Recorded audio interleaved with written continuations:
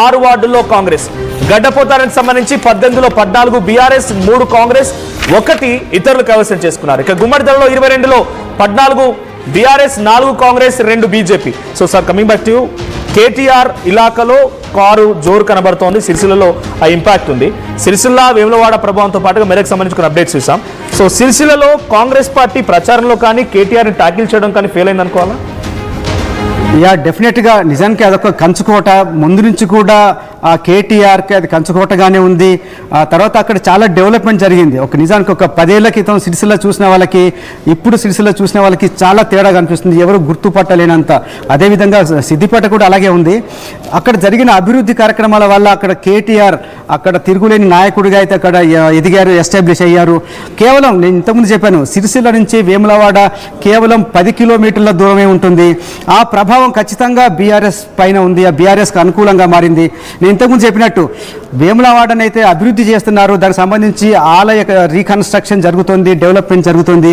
కానీ ఈ క్రమంలో కొన్ని వేలాది గృహాలను, వేలాది దుకాణ సముదాయాల్ని మెయిన్ రోడ్ నుంచి తరలించారు. కానీ వారికి సరైన రీహాబిలిటేషన్ కానీ సరైన నష్టపరిహారం ఇవ్వకపోవడం అనేది కాంగ్రెస్కి చాలా నెగటివ్గా మారింది. ఈ విషయంలో ఆది శ్రీనివాస్ చాలా ప్రయత్నం చేశారు. తన వ్యక్తిగతంగా హామీ ఇచ్చిన, అండగా నిలబడతానని మాట ఇచ్చిన ప్రజలు మాత్రం దాన్ని విశ్వసించినట్టు కనిపించడం లేదు. ఈ విషయంలో కేటీఆర్ సక్సెస్ అయ్యారు. తర్వాత సిరిసిల్లకి ఎప్పుడు వెళ్ళినా కూడా పెద్ద సంఖ్యలో వేములవాడ నుంచి కూడా ప్రజలు సిరిసిల్లకి వెళ్తుంటారు. సిరిసిల్లకి వెళ్ళిన చాలాసార్లు కేటీఆర్ వేములవాడకి వెళ్ళి నేను దత్త తీసుకుంటాను, నియోజకవర్గం వేరైనా సరే రేపు వేములవాడ బాధ్యత నేను తీసుకుంటాను, మేము అధికారంలోకి వచ్చిన తర్వాత వీళ్లకు రెట్టింపు నష్టపరిహారం మేము చెల్లిస్తామని కేటీఆర్ కానీ బీఆర్ఎస్ నాయకులు గట్టి హామీ ఇచ్చి ప్రజలు నమ్మించగలిగారు. ఆ ప్రభావం ఇప్పుడు ఈ మున్సిపల్ ఎన్నికల ఫలితాల్లో స్పష్టంగా కనిపిస్తుంది. మనం కూడా చెప్పాం. మొత్తం వేములవాడలో 28 మున్సిపాలిటీలు ఉంటే బీఆర్ఎస్కి 12 దాకా బ్రేకింగ్ వస్తుంది సార్.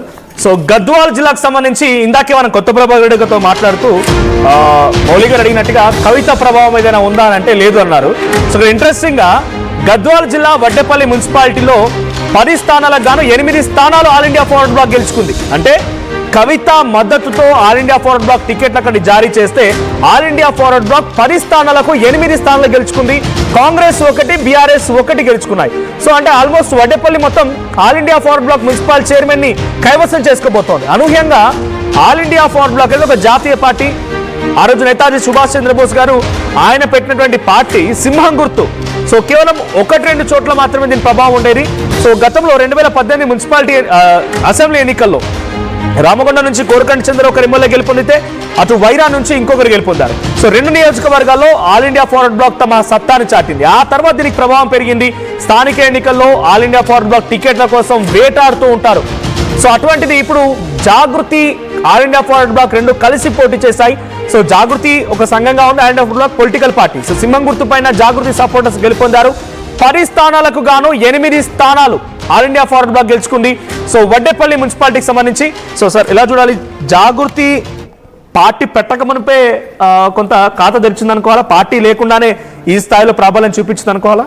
అయితే మనం టెక్నికల్గా అయితే ఈ విజయాన్ని జాగృతికి అంటగట్టలేము, వాళ్ళకి అట్రిబ్యూట్ చేయలేము. కానీ ఖచ్చితంగా ఆల్ ఇండియా ఫార్వర్డ్ బ్లాక్ చాలామంది వివిధ పార్టీల్లో టికెట్లు రాని వాళ్ళందరూ, లేదంటే ఒక స్పెసిఫిక్ మాకు సింబల్ కావాలి, ఎందుకంటే ఒక ఇండిపెండెంట్గా పోటీ చేసినప్పుడు రకరకాల గుర్తులు వస్తుంటాయి. కానీ All India Forward Bloc ticket పైన పోటీ చేసే వాళ్ళందరికీ సింహం గుర్తు వస్తుంది. కాబట్టి దానికోసం చాలా డిమాండ్ ఉంటుంది. ఈసారి వ్యూహాత్మకంగా కల్వకుంట్ల కవిత, తెలంగాణ జాగృతి అధ్యక్షురాలు, ఆల్ ఇండియా ఫార్వర్డ్ బ్లాక్తో ఒక ఒప్పందం చేసుకొని తమ అభ్యర్థులందరికీ కూడా ఆల్ ఇండియా ఫార్వర్డ్ బ్లాక్లో టికెట్లు ఇప్పించుకోవడం ద్వారా ఒక పార్టీగా ఒకే సింబల్, ఒక సింహం గుర్తు మీద పోటీ చేయడం ద్వారా చాలా ఒక ఇంపాక్ట్ చూపించగలిగారు. మన టెక్నికల్గా ఈ తెలంగాణ జాగృతి విజయం చెప్పకపోయినా కూడా స్థానికంగా ఉండే నాయకులందరూ కూడా, ఎవరైతే మెజారిటీ దాంట్లో గెలిచిన వాళ్ళందరూ తెలంగాణ జాగృతిలో చాలా యాక్టివ్గా ఉన్న నాయకులు వాళ్ళందరూ కూడా. అది కాకుండా ఇక్కడ నిజానికి కాంగ్రెస్, బీఆర్ఎస్ మనం వాళ్ళ ఓటమిని, వాళ్ళ ఫెయిల్యూర్ని కూడా చూడాలి.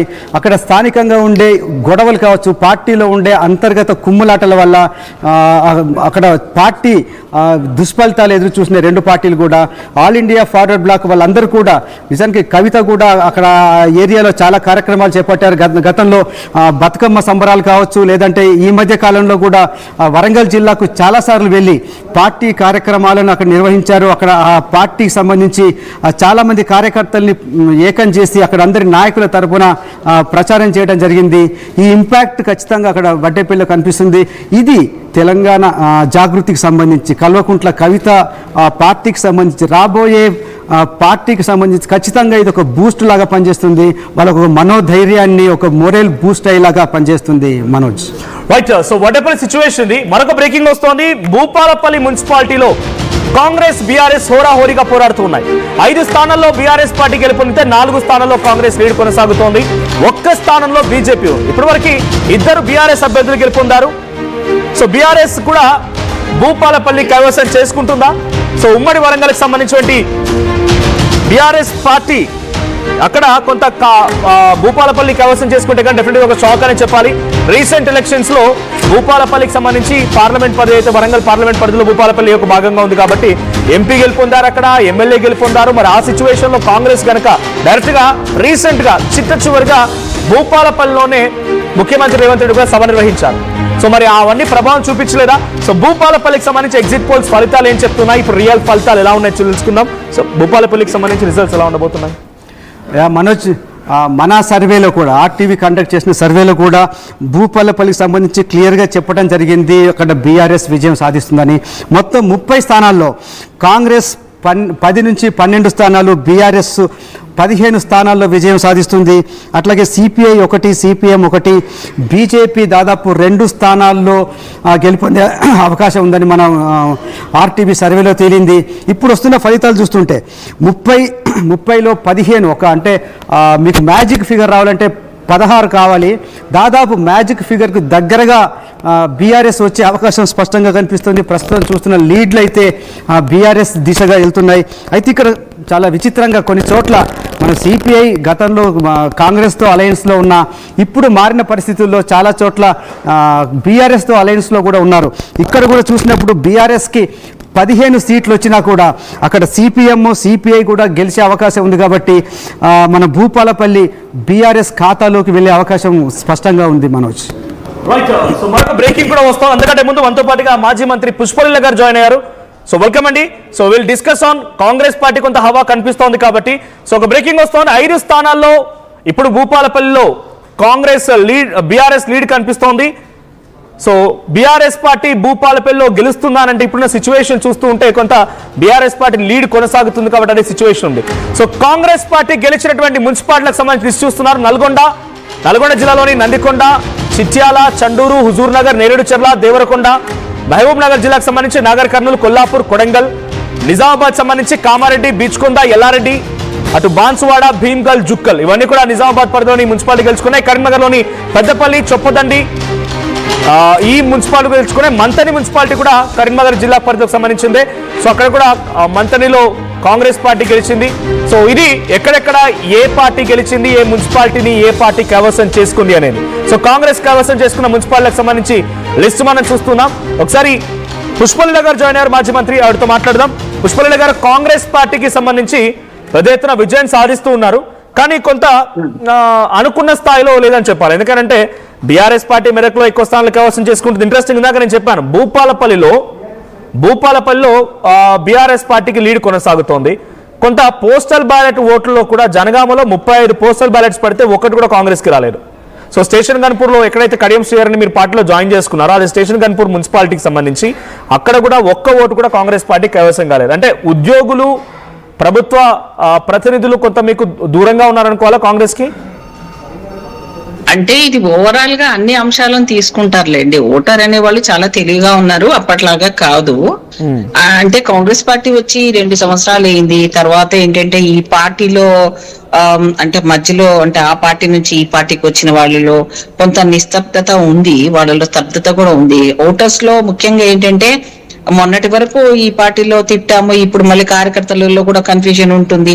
సో అలాంటిది ఉంటుంది. అలాగే కానీ ఇప్పుడు మీరు అన్నట్టు ఉద్యోగస్తులు ఎవరైతే ఉన్నారో వాళ్ళు చాలా వరకు కూడా ఆలోచన పరులు. వాళ్ళు ఏది చేసినా నిర్ణయం కరెక్టే ఉంటది అనుకోవడానికి కూడా వీల్లేదు. ఎందుకంటే గతంలో చూసిన రిజల్ట్ కనుక చూస్తే మనకు ఇలాంటివి వచ్చాయి, కానీ ఉద్యోగస్తులు వేసే ఓట్లు మాత్రం ఖచ్చితంగా ఈ పెరగడానికి అవకాశం ఉంటది. ఎందుకంటే వాళ్ళు నిర్ణయం తీసుకోవడం కొంచెం జాప్యం జరిగి ఉండొచ్చు, కానీ ఎండ్ ఆఫ్ ద రిజల్ట్ వాళ్ళ ఓటు పర్సంటేజ్ కూడా పాజిటివ్ గానే వస్తుంది అనుకుంటున్నాను, మరీ మైనస్ లో ఉండదు అనుకుంటున్నాను.